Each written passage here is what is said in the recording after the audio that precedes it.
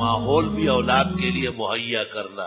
دیکھو ابراہیم علیہ السلام نے ان بیتک المحرم، خدایا آپ کے گھر کے پاس لا کے چھوڑا ہے. آپ بچے کو ڈانسروں کے ہاں، انگریزی اسکولوں میں، عیسائیوں کے پادریوں کے اسکولوں میں ڈال رہا ہے، اور پھر بیج لگاتا ہے کیکر کا اور تما کرتا ہے شاتوت کا. ای خیالست ما الست جنو، کچھ عقل سے تو سوچو. کیکر کے درخت میں شاتوت کہاں ہوتے؟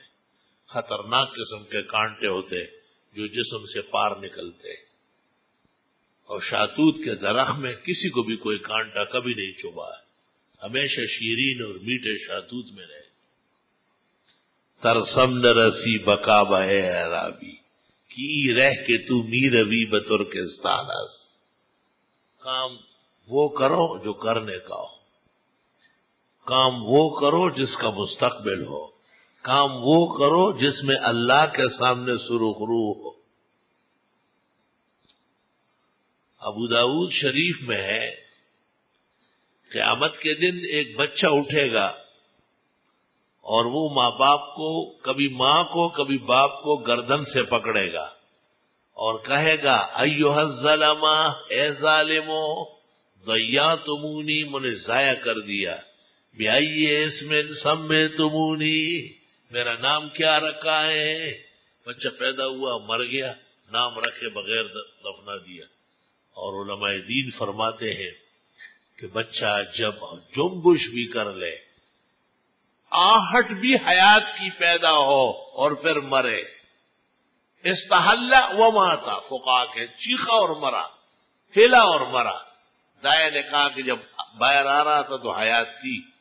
انسان آدمی لہو غسل و کفن و دفن و یصلی علیہ و یشفع ابویہ انشاءاللہ تعالی.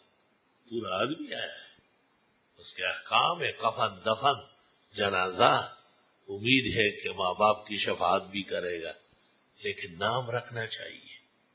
نام کا موقع نہیں ملا تو آپ یوں کہیں وقت مل جاتا تو اس کا نام مسلم ہوتا، اس کا نام عبد المومن ہوتا. یہ درج ہو رہا ہے. اچھا، یہ بچہ ادھورا پیدا ہوا ہے، صرف ناتمام. اگر اللہ تعالیٰ اس کو پورا کر لیتا اور دنیا میں زندگی لے آتا، ہم اس کا نام عبد الکریم رکھ لیتے.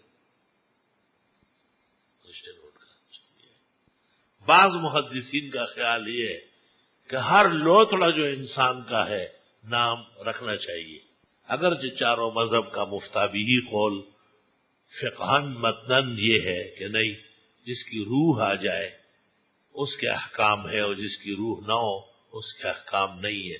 لیکن یہ پہلے قول میں احتیاط بہت زیادہ ہے.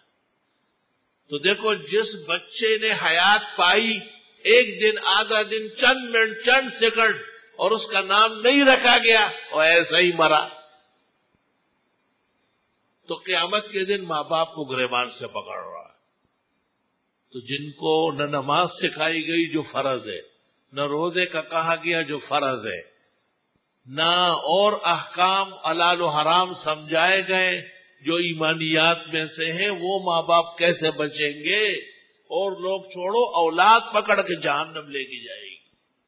تو خدایا انہوں نے ہمارے ساتھ بہت ظلم و زیادتی کی. صرف اولاد ہونا کافی نہیں ہے، اولاد کا نیک بنانا، اولاد کی تعلیم و تربیت کا خیال رکھنا، اولاد کو دینی ماحول دینا.